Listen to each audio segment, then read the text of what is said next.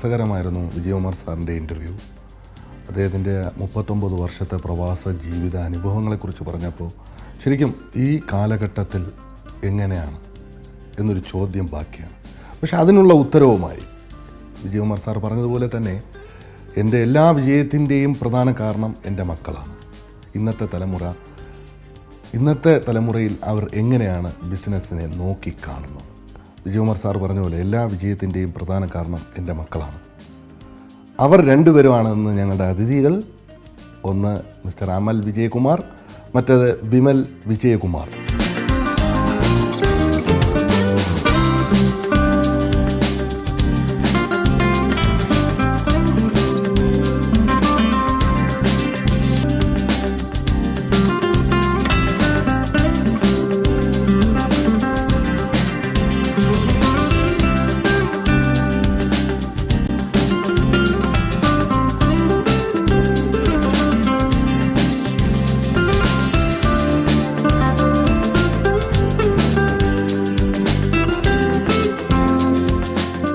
ഇവിടെ ഒരു ആകെ കൺഫ്യൂസ്ഡാണ് ഞാൻ. ആരോട് ആദ്യം ഈ ചോദ്യം ചോദിക്കും? അതിന് ഒരു വല്ലാത്തൊരു എന്തു പറയാൻ, ആരാണ് മൂത്ത ആൾ എന്നുള്ളൊരു സംശയത്തിലാണ് ഇരിക്കുന്നത്. അത് അമലാണോ വിമലാണോ? നിങ്ങൾ രണ്ടുപേരും മറുപടി. ആരാണ് മൂത്ത ആളെന്നുള്ള ഒരു രണ്ടുപേരും നമുക്കും ലഭിച്ചിട്ടില്ല. അപ്പോൾ രണ്ടുപേരുടെ ചോദിച്ചാലും എന്നോട് ചോദിച്ചാൽ പറയും ഞാനാണ് മൂത്തത്. അതാണ് ചോദിച്ചാൽ ഞാനാണ് മൂത്തതെന്ന് പറയും. അപ്പം അച്ഛനും അമ്മയും പറയുന്നത് ആരാണെന്നാണ്. രണ്ടുപേരുടെ സൈഡ് നിൽക്കാറില്ല.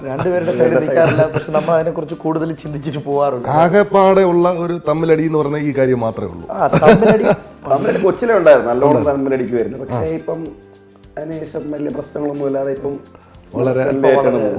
വളരെ സന്തോഷം. കാരണം സാറ് പറഞ്ഞ ഏറ്റവും പ്രധാനപ്പെട്ട ഒരു വാക്കാണ് എൻ്റെ എല്ലാ ബിസിനസ് ഡെവലപ്മെൻറ്റ്സിനും പ്രധാനമായിട്ട് എൻ്റെ കൂടെ എൻ്റെ മക്കൾ വന്നു ചേർന്നതിന് ശേഷമാണ് എന്ന് പറഞ്ഞു. അപ്പോൾ അതിന് ആദ്യം യാതൊരു കൺഫ്യൂഷനും ഇല്ലാതെ അമൽ തന്നെ മറുപടി പറയട്ടെ. അച്ഛനെ കണ്ടാണ് നമ്മൾ വളർന്നത്. അച്ഛൻ എസ്റ്റാബ്ലിഷ് ചെയ്ത ബിസിനസ് 2000 എസ്റ്റാബ്ലിഷ് ചെയ്തു. നമ്മളിവിടെ 2006 ഞാൻ വരുന്നത് ഇവിടെ. ഞാൻ ബൈ പ്രൊഫഷൻ ഞാനൊരു എഞ്ചിനീയറാണ്, ഇലക്ട്രോണിക്സ് ആൻഡ് ടെലികമ്മ്യൂണിക്കേഷൻ. എവിടെ നിന്നാണ് എഞ്ചിനീയറിംഗ്? നാട്ടിലെ SCTയിലാണ്, Shri college of engineering.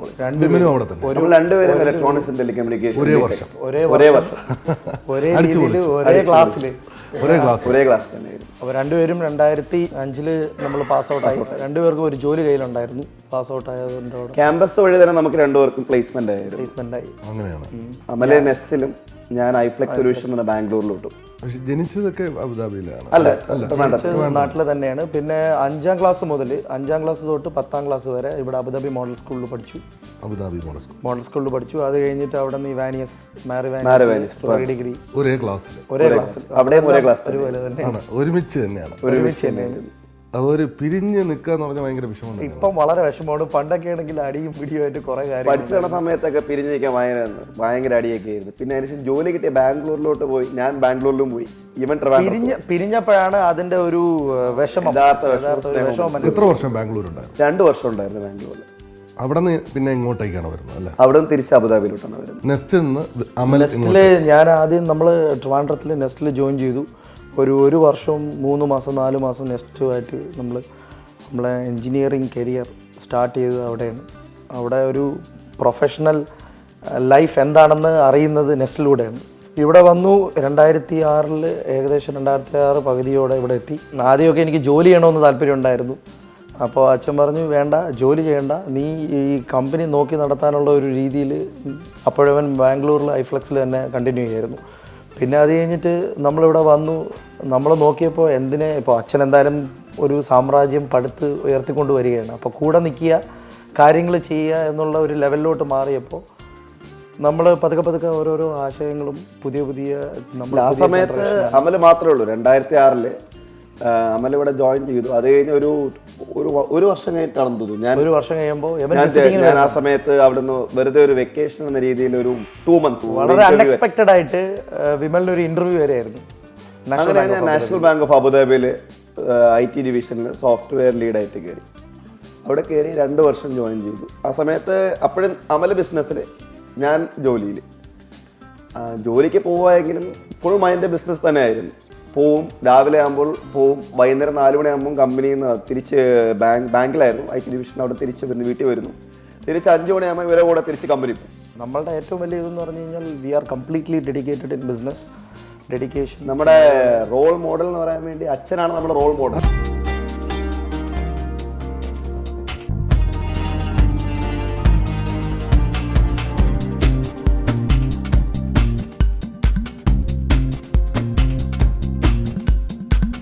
Rejoining എന്ന് പറയുന്ന 2000 രണ്ടും കൂടെ ഒരുമിച്ച് 2007 നമ്മൾ ശരിക്കും പറഞ്ഞു കഴിഞ്ഞാൽ രണ്ടുപേരും ഒരുമിച്ച് ഒരു ഷോർട്ട് പീരീഡിന് ശേഷം. പിന്നെ നമ്മൾ ഇവിടെ വന്ന സമയത്ത് നമ്മൾ എഞ്ചിനീയറിംഗിൽ ആ ഒരു അടിച്ചുപൊളി ലൈഫിൽ നിന്ന് ഇങ്ങോട്ട് വന്നപ്പോൾ വളരെ ബുദ്ധിമുട്ടായിരുന്നു. കാരണം ഇവിടെ വന്ന് ഇത് എങ്ങനെ ഹാൻഡിൽ ചെയ്യാൻ പറ്റും, ബുദ്ധിമുട്ട് തന്നെയായിരുന്നു. അപ്പോൾ അച്ഛനെ കണ്ട് ഓരോരോ കാര്യങ്ങളും ചെയ്ത് എന്ന് വെച്ചാൽ അച്ഛൻ ചെയ്യുന്നത് പോലെ നമുക്കും ചെയ്യാനുള്ള താല്പര്യം. കാരണം രാവിലെ അത്ര കൃത്യനിഷ്ഠയോടെ ഓഫീസിൽ പോവുക, ഉച്ചയ്ക്ക് വരുന്നത്, അതുപോലെ തിരിച്ചു പോകുന്നത് വളരെ ഇതായിരുന്നു.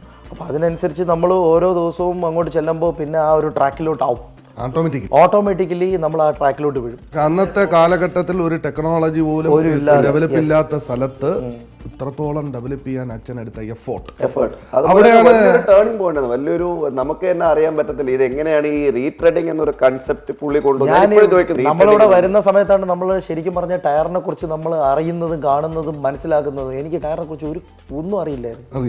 നമുക്ക് ഇവിടെ വരുന്നു, അപ്പോൾ ശരിക്കും ഒരു എഞ്ചിനീയറിംഗ് സ്വന്തം പ്രൊഫഷൻ കഴിഞ്ഞ് അതിന്ന് പോവാതെ ഡിഫറെന്റ് ഇതാണ് സ്വന്തം സ്ഥാപനം.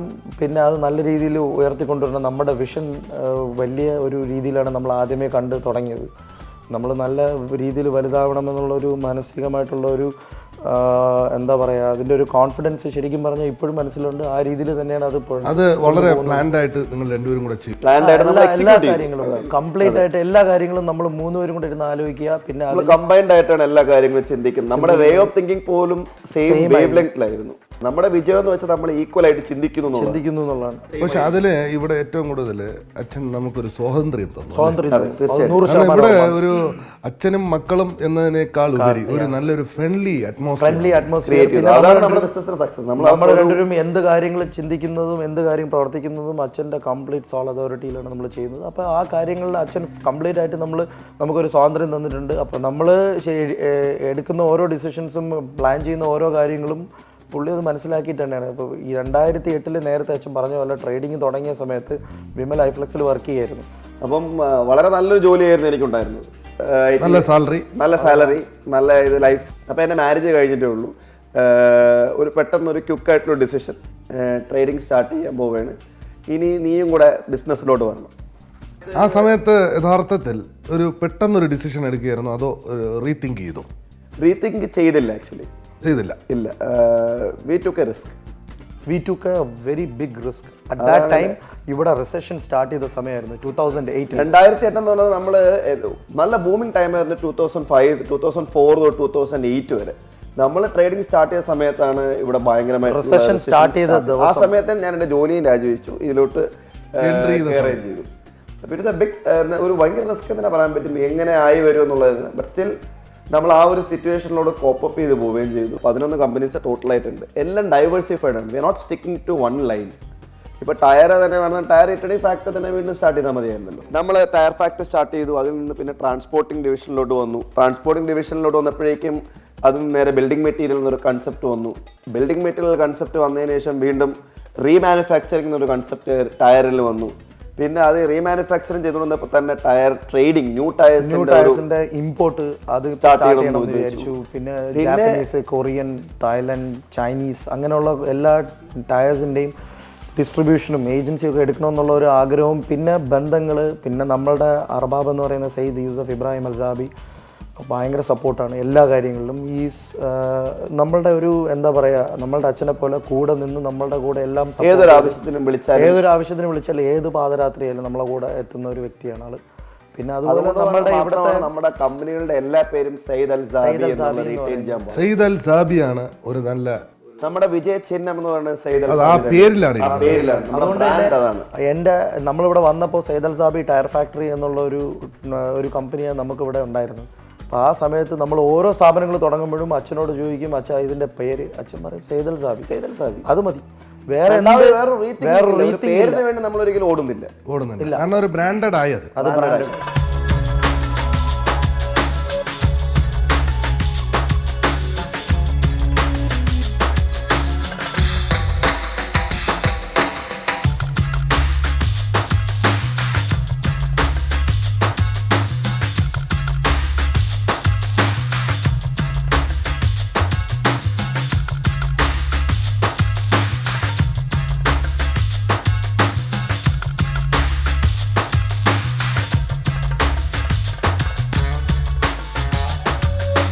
കാരണം ഇന്നും അബുദാബിയിലല്ല UAE ആരെടുത്ത് ചോദിച്ചാലും അറിയാൻ പറ്റുന്ന ഒരു ബ്രാൻഡഡ് കമ്പനിയാക്കി മാറ്റുവാൻ സാധിച്ചു എന്നുള്ളതാണ് നിങ്ങൾ അപ്രീഷിയേറ്റ് ചെയ്യുന്ന ഒരു പ്രധാനപ്പെട്ട കാര്യം. ഇതിൻ്റെ എല്ലാത്തിൻ്റെയും ബാക്കപ്പ് എന്ന് പറയുന്നത് കംപ്ലീറ്റ് ആയിട്ട് ഹാർഡ് വർക്കിംഗ്, ഡെഡിക്കേഷൻ, പിന്നെ ടൈമിംഗ് നമ്മൾ നോക്കാറില്ല വർക്ക് ചെയ്യുന്നതിൽ. പിന്നെ ഏറ്റവും വലിയ സപ്പോർട്ട് എന്ന് പറഞ്ഞു കഴിഞ്ഞാൽ ഫാമിലിയാണ്. ഒരു വലിയ ഫാമിലിയുടെ സപ്പോർട്ടിലാണെന്നുണ്ടെങ്കിൽ ഒരു കാര്യം നമ്മൾ ബിസിനസ് പല സ്ഥലങ്ങളിൽ ഇട്ടുണ്ട്. ഫാമിലി സപ്പോർട്ടില്ലെന്നുണ്ടെങ്കിൽ മെന്റലി വി ആർ ഔട്ട്. എവിടെ നിന്നാണ് വിവാഹം കഴിച്ചത്? എൻ്റെ കൂടെ പഠിച്ച കുട്ടിയാണ് SCT. അങ്ങനെ ലവ് മാരേജ് ആണ്. മുരുക്കുമ്പോഴാണ് ആളുടെ വൈഫ് ഹൗസ്. അപ്പൊ അങ്ങനെ ഒരു ആദ്യം കല്യാണം കഴിച്ചതാരാ? ആദ്യം കല്യാണം കഴിച്ചത് ഞാനാണ്. കോളേജിൽ നിന്ന് ഇറങ്ങിയപ്പോൾ തന്നെ എൻ്റെ ജീവിത സഖി എൻ്റെ കൂടെ ഉണ്ടായിരുന്നു എന്ന് വേണം പറയാൻ. അപ്പൊ ഇങ്ങനെ ഒരു കാര്യം വന്നപ്പോൾ അച്ഛൻ്റെ അടുത്ത് ഇങ്ങനെ ഒരു പ്രപ്പോസൽ. നമ്മൾ ശരിക്കും പറഞ്ഞ ഒരു ഫാമിലി ഫ്രണ്ട്സ്, നേരത്തെ ഒരു ഫാമിലി ഫ്രണ്ട്ഷിപ്പ് ആ വീടുമായിട്ട് നമുക്കുണ്ടായിരുന്നു. അപ്പോൾ അങ്ങോട്ടും ഇങ്ങോട്ടും ഒരു ബുദ്ധിമുട്ട് നമുക്ക് വന്നില്ല. എൻ്റെ അമ്മയ്ക്കാണെങ്കിലും, എൻ്റെ വൈഫിൻ്റെ പേര് കാവേരി എന്നാണ്, അമ്മയ്ക്കാണെങ്കിലും കാവേരിയെ നേരത്തെ അറിയാമെന്ന് വേണമെങ്കിൽ പറയാം. ഫോട്ടോസിലൂടെയും ഇങ്ങനെ ടൂറിൽ നമ്മുടെ ഫാമിലിയിൽ പെൺകുട്ടികളില്ല എന്നുള്ളത് ആദ്യമായിട്ട് കിട്ടിയ ഒരാളെന്ന് പറയുന്നത് അച്ഛനും അമ്മയ്ക്കും ശരിക്കും പറഞ്ഞാൽ ആദ്യമായിട്ട് കിട്ടുന്ന ഒരു പെൺകുട്ടി എന്നുള്ള രീതിയിൽ അത് അമൽ ആണ് നിറവേറ്റി. ആദ്യമായിട്ട് പറയുമ്പോഴേക്കും അതിന് വലിയ പ്രശ്നങ്ങൾ വന്നില്ല. അപ്പോൾ ഒരു പ്രശ്നം ഉണ്ടായില്ല. പിന്നെ കാവേരി നല്ലോണം വീടുമായിട്ട് കോപ്പപ്പ് ചെയ്തു. അച്ഛനെ സ്വന്തം അച്ഛനായിട്ട് സ്നേഹിക്കുന്നു. അച്ഛനെ അവളുടെ സ്വന്തം അമ്മയായിട്ട് സ്നേഹിച്ചു കൊണ്ടുവരുമ്പോഴുള്ള ശരിക്കും ഒരു പെൺകുട്ടികളില്ലാത്ത ഒരു വീട്ടിൽ ആദ്യമായിട്ട് ഒരു പെൺകുട്ടി കയറി വരുമ്പോൾ ഉണ്ടാകുന്ന ഫീലിങ്സ് എന്താണെന്നുള്ളത് എല്ലാവർക്കും അറിയാമെന്നുള്ളതാണ്. അപ്പോൾ അത് അവൾ നല്ലോണം എൻജോയ് ചെയ്തിട്ടുണ്ട്. അപ്പോൾ അങ്ങനെ ശരിക്കും പറഞ്ഞു കഴിഞ്ഞാൽ എനിക്ക് നല്ല സപ്പോർട്ടാണ്. വിജയത്തിൻ്റെ ഒരു പ്രധാന ഘടകം, ഒരു ഘടകം കാവേരി എന്നുള്ള ഒരു വ്യക്തി തന്നെയാണ്. എനിക്കൊരു മോളാണ്, അനാമിക എന്നാണ് മോളുടെ പേര്. പിന്നെ കാവേരിയുടെ ഫാദർ ഡോക്ടർ വിജയൻ, പിന്നെ അമ്മ ഡോക്ടർ ബീന, എല്ലാവരും ഒരു ഇൻഫ്ലുവൻഷ്യൽ ക്യാരക്ടേഴ്സ് ആണ്. അതുപോലെ തന്നെ വിമൽ വിവാഹം കഴിച്ച ട്രിവാൻഡ്രത്ത് ഞാൻ നന്ദൻകൂടുന്നാണ് വിവാഹം കഴിച്ചിരിക്കുന്നത്. അത് ലവ് മാരേജ് ഒന്നും അല്ല. ലവ് മാരേജ് അല്ല, എൻ്റെ ഡിഫറെന്റ് ആയിക്കോട്ടെ എന്ന് വിചാരിച്ചു. അല്ല, അതോ എൻ്റെ അച്ഛൻ കണ്ടുപിടിച്ച ഒരു പെൺകുട്ടിയായിട്ട് ഞാൻ കല്യാണം കഴിച്ചു. അമ്മല്ല കല്യാണം കഴിഞ്ഞാൽ തന്നെ അമ്മയ്ക്ക് ഭയങ്കര ആഗ്രഹം എൻ്റെയും പെട്ടെന്ന് തന്നെ അറേഞ്ച് ചെയ്യണം. ആ സമയത്ത് പിന്നെ അമ്മ തന്നെ ഇവർ അറേഞ്ച് മാരേജ് ചെയ്യുന്നതിന് പല സ്ഥലങ്ങളിൽ ആലോചന വന്നു. അങ്ങനെ നന്ദൻകൂടെന്നാണ് ഞാൻ വിവാഹം കഴിച്ചിരിക്കുന്നത്. വൈഫിൻ്റെ പേര് ദേവു രവീന്ദ്ര എന്നാണ്. പുള്ളിക്കാരി ചാർട്ടേഡ് അക്കൗണ്ടൻ്റാണ്. എനിക്കൊരു കുട്ടിയാണുള്ളത്, ധ്രുവ എന്നാണ് പേര്. 2.5 വയസ്സായി. വളരെ സന്തോഷമായ ഒരു കുടുംബജീവിതം. നമ്മുടെ ഏറ്റവും വലിയ വിജയം വെച്ചാൽ നമ്മളെല്ലാവരും ഒരുമിച്ച് ഒരു വീട്ടിൽ കഴിയുന്നു എന്നുള്ളതാണ് വേറൊരു വലിയൊരു വിജയം.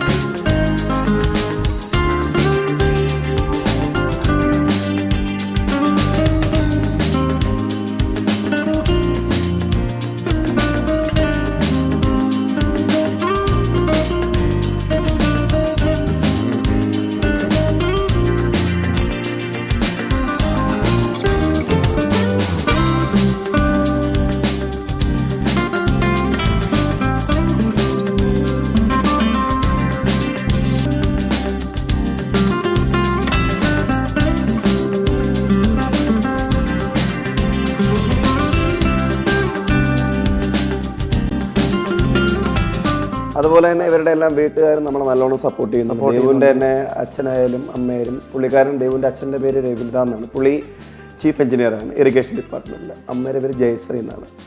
അവരെല്ലാം നമ്മളെ നല്ലോണം മോറലി നമ്മൾ നല്ലോണം സപ്പോർട്ട് ചെയ്യുന്നുണ്ട്. നമുക്ക് ഏറ്റവും കൂടുതൽ ഇൻസ്പിറേഷൻ ആയിട്ടുള്ള എൻ്റെ അച്ഛൻ്റെ അനിയൻ രാധാകൃഷ്ണൻ എന്ന് പറയുന്ന കൊച്ചൻ, പിന്നെ എൻ്റെ മാമൻ മുരളികുമാർ, ഇവരെല്ലാവരും ശരിക്കും പറഞ്ഞ് ഈ 2 ഫാക്ടേഴ്സുമാണ് നമ്മളെ നാട്ടിലോട്ട് അട്രാക്ട് ചെയ്യുന്നത്.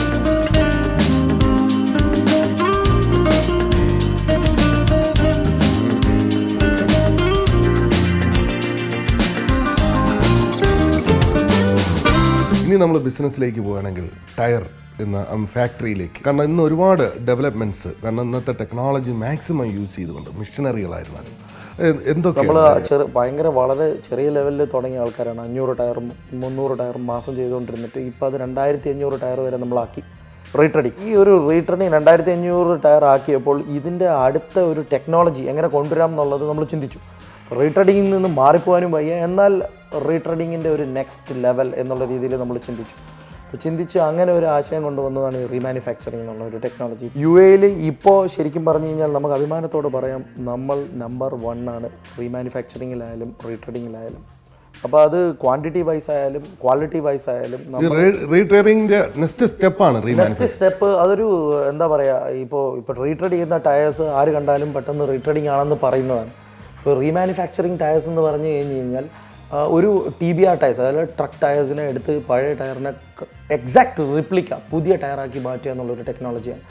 അത് നമ്മളൊരു എന്താ പറയുക, ഒരു ചൈനീസ് മലേഷ്യൻ കൊളാബറേഷനിൽ നമ്മൾ ചെയ്തതാണ്. നമ്മൾ സൺടെക്സ് എന്നുള്ള ഒരു വലിയൊരു കമ്പനിയുടെ മലേഷ്യയുടെ ഓതറൈസ്ഡ് ഏജൻറ്റാണ് 7 വർഷമായിട്ട്. അപ്പോൾ അവരുടെ സപ്പോർട്ട്, പിന്നെ ചൈനീസ് ടയേഴ്സ് നമ്മൾ ഡയറക്റ്റ് ഇമ്പോർട്ട് ചെയ്ത് തുടങ്ങി. അപ്പോൾ പുതിയ ടയേഴ്സ് നമ്മളിവിടെ കൊണ്ടുവന്നു. അത് ട്രക്ക് ടയേഴ്സിൽ അതിൻ്റെ പുതിയ ടയേഴ്സിൻ്റെ പല മേഖലകൾ, OTR ടയേഴ്സ്, അതായത് നമ്മളെ ഇൻഡസ്ട്രിയൽ ടയേഴ്സ്, നാട്ടിലെ നമ്മുടെ അഗ്രികൾച്ചറൽ ടയേഴ്സ്, പിന്നെ അതുപോലെ PCR സെഗ്മെൻറ്റിലോട്ട് നമ്മൾ കടന്നു. റീമാനുഫാക്ചറിങ്ങിൽ ഏറ്റവും ഇമ്പോർട്ടൻ്റ് എന്ന് പറയുന്നത് ക്വാളിറ്റിയാണ്. അതൊരു വലിയ ഇമ്പോർട്ടൻ്റ് ആയ ഒരു ഫാക്ടറാണ്. ആ ക്വാളിറ്റി എത്രത്തോളം നമുക്ക് റീട്രഡിങ്ങിലായാലും റീമാനുഫാക്ചറിങ്ങിലായാലും നമുക്ക് R&D നമ്മളുടെ ഭയങ്കര സ്ട്രോങ് ആണ്. കാരണം 10, 20, 25 വർഷം എക്സ്പീരിയൻസ് ഉള്ള ആൾക്കാർ നമ്മളെ കൂടെ, അതായത് അച്ഛൻ തുടങ്ങിയ സമയത്ത് 10, 12 വർഷമായിട്ട് കൂടെ ഉള്ള ആൾക്കാർ, അവരെല്ലാവരും അതിൻ്റെ കംപ്ലീറ്റ് ക്വാളിറ്റിയിൽ മാത്രം ഡെഡിക്കേറ്റ് ചെയ്തിരിക്കുന്ന ആൾക്കാർ. പിന്നെ പുതുതായിട്ട് കുറേ ആൾക്കാർ ജോയിൻ ചെയ്തു. നമ്മളുടെ കൂടെ എൻജിനീയേഴ്സ് ഉണ്ട്, നമ്മളുടെ കൂടെ MBA ഗ്രാജുവേറ്റ്സ് ഉണ്ട്. പിന്നെ മാർക്കറ്റിങ്ങിൽ വളരെ വലിയ വിങ്ങാണ്, കാരണം മൾട്ടി ലിംഗ്വലാണ് നമ്മളുടെ മാർക്കറ്റിംഗ് എന്ന് പറയുന്നത്. അതായത് നമ്മുടെ കയ്യിൽ സിറിയൻസ് ഉണ്ട്, ലബനോനികളുണ്ട്, ഈജിപ്ഷ്യൻസ് ഉണ്ട്, പിന്നെ പലസ്തീനിയൻ ഉണ്ട്, പിന്നെ ബംഗ്ലാദേശിലെ ആൾക്കാരുണ്ട്, ബംഗാളികൾ, പിന്നെ നമ്മളെ മലയാളികൾ, എല്ലാവരും കൂടെ ചേർന്നൊരു വിങ്ങാണ് സയ്യിദ് അൽ സാബി ഗ്രൂപ്പ് എന്ന് പറയുന്നത്.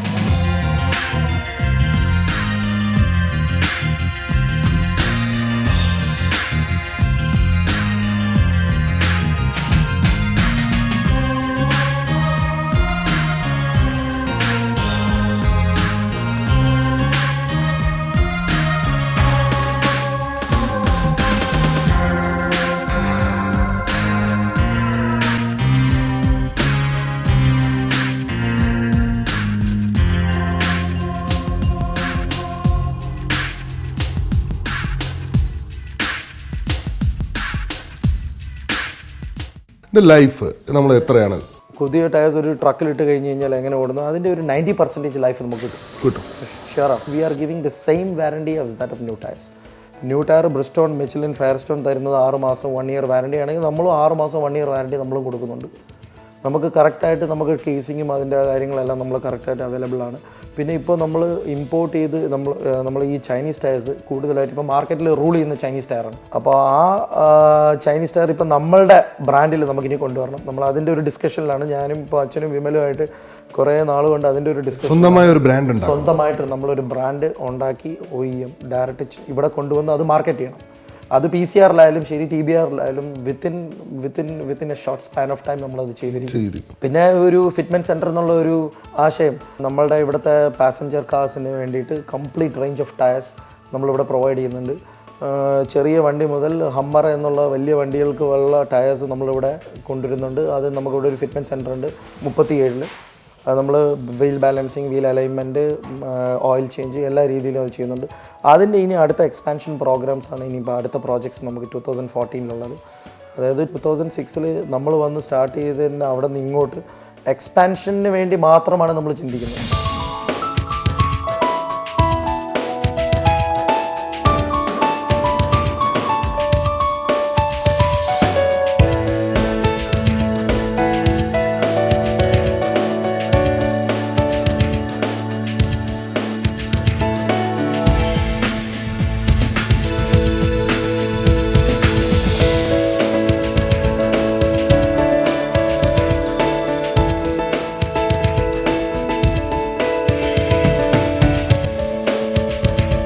ഇവിടെ വിമലിൻ്റെ അടുത്ത് നമ്മളിപ്പോൾ ഷാർജയിൽ ഒരു വലിയ പ്രോജക്റ്റ് അച്ഛൻ തന്നെ പറഞ്ഞിരുന്നു. കാരണം എന്ന് വെച്ച് കഴിഞ്ഞാൽ ബിൽഡിംഗ് മെറ്റീരിയലിൻ്റെ ഷാർജയിലെ കൺസെപ്റ്റ് എന്ന് പറയുന്നത് നമ്മൾ ആക്ച്വലി കേറ്റർ ചെയ്യാൻ ഉദ്ദേശിക്കുന്നത് ഇനി വരാൻ പോകുന്ന വർഷങ്ങളെ കാൽക്കുലേറ്റ് ചെയ്താണ്. എക്സ്പോ 2020 നമുക്ക് കേറ്റർ ചെയ്യണം എന്നുണ്ടെങ്കിൽ അവിടെയുള്ള കൺസ്ട്രക്ഷൻ ആക്ടിവിറ്റീസ് ബേസിക്കലി നമുക്ക് അബുദാബിയിൽ നിന്നും കേറ്റർ ചെയ്യാൻ ബുദ്ധിമുട്ടായിരിക്കും.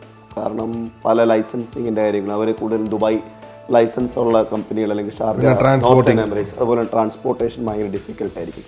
അപ്പോൾ അതുകൊണ്ടാണ് ഷാർജയിൽ നിന്നൊരു ഓപ്പറേഷൻ അവിടെ നിന്ന് നമുക്ക് ദുബായ്, അജുമാൻ, റാസൽ ഖൈമ അങ്ങനത്തെ സ്ഥലങ്ങളിലേക്ക് ഒരു wholesale division for the hardware items start ചെയ്യാൻ വേണ്ടി തീരുമാനിക്കുകയും ആൾക്കാർ അതിൽ നിന്ന് വളരെ എക്സ്പീരിയൻസ്ഡ് ഉള്ള ആൾക്കാരെ റിക്രൂട്ട് ചെയ്യുകയും ചെയ്തു. ഡയറക്റ്റ് നമ്മൾ അവിടെ ചെയ്യുന്നത് കംപ്ലീറ്റ് ചൈനയിൽ നിന്നുള്ള steel items, binding wire, wire nails അതുപോലുള്ള ഐറ്റംസും പിന്നെ അതുപോലെ തന്നെ ഐറ്റംസ് ഇങ്ങനെ ആഡപ്പ് ചെയ്തുകൊണ്ടിരിക്കുകയാണ്. It started in a small scale, ചെറിയ രീതിയിലാണെങ്കിലും ഇപ്പോൾ അത് ഓവർ 1 ഇയർ നമ്മളൊരു ഫുൾ സ്വിങ്ങിലെത്തും. അതിന് വേണ്ടിയിട്ടുള്ള പ്ലാൻസ് എല്ലാം ഓൾറെഡി നമ്മൾ സെറ്റ് ഔട്ട് ചെയ്ത് കഴിഞ്ഞു. We are already in the process. അച്ഛൻ ഒരുപാട് കാര്യങ്ങൾ ഹാർഡ് വർക്ക് ചെയ്തതും എല്ലാം നമ്മളിപ്പോൾ സംസാരിച്ചു. അച്ഛൻ്റെ ഏത് ക്വാളിറ്റിയാണ് നമ്മുടെ ജീവിതത്തിൽ? അച്ഛൻ്റെ ഏറ്റവും വലിയ ക്വാളിറ്റി എന്ന് പറഞ്ഞു കഴിഞ്ഞാൽ ഡെഡിക്കേഷൻ, അച്ഛൻ്റെ ഹാർഡ് വർക്ക്, അച്ഛൻ്റെ ടൈമിങ്, അച്ഛൻ്റെ ആപ്റ്റ് ഡിസിഷൻസ്. അച്ഛൻ എടുക്കുന്ന ഡിസിഷൻസ് ശരിക്കും പറഞ്ഞു കഴിഞ്ഞാൽ നമ്മൾ പറ്റൂല എന്ന് പറഞ്ഞു കഴിഞ്ഞാൽ അത് തീർന്നു. അത് നമ്മൾ അങ്ങനെ പറയാറില്ല. അച്ഛൻ എടുക്കുന്ന ഡിസിഷൻസ് ഇപ്പൊ നമ്മളിപ്പം ഒരു കാര്യം വെച്ച പോലെ അതങ്ങനെയാണ്. ചിലപ്പോൾ നമുക്ക് അത് അങ്ങനെ ആയി വരും. കാരണം അച്ഛൻ ചിന്തിക്കുന്നത് ചിലപ്പം ഒരു 10 തവണ മുമ്പോട്ടുള്ള കാര്യം ആലോചിച്ചായിരിക്കും അച്ഛൻ ചിന്തിക്കുന്നത്. നേരത്തെ നമ്മുടെ ഒരു കുട്ടിക്കാലം എന്നെല്ലാം പറയുന്നത് ജീവിതത്തിൽ ഒരുപാട് ഡെവലപ്പ് ചെയ്യുന്ന കാര്യങ്ങളാണ്. ആ കൊഞ്ചിറവിളയും ആ ക്ഷേത്രവും ഒക്കെയുള്ള ആറ്റുകാൽ ദേവീക്ഷേത്രം, അവിടുത്തെ പൊങ്കാലയും ഒക്കെ. കൊഞ്ചിറവിള ദേവീക്ഷേത്രം എന്ന് പറയുമ്പോൾ ശരിക്കും പറഞ്ഞു കഴിഞ്ഞാൽ അതിനെക്കുറിച്ച് പറയുമ്പോൾ ശരിക്കും പറഞ്ഞാൽ കരഞ്ഞു.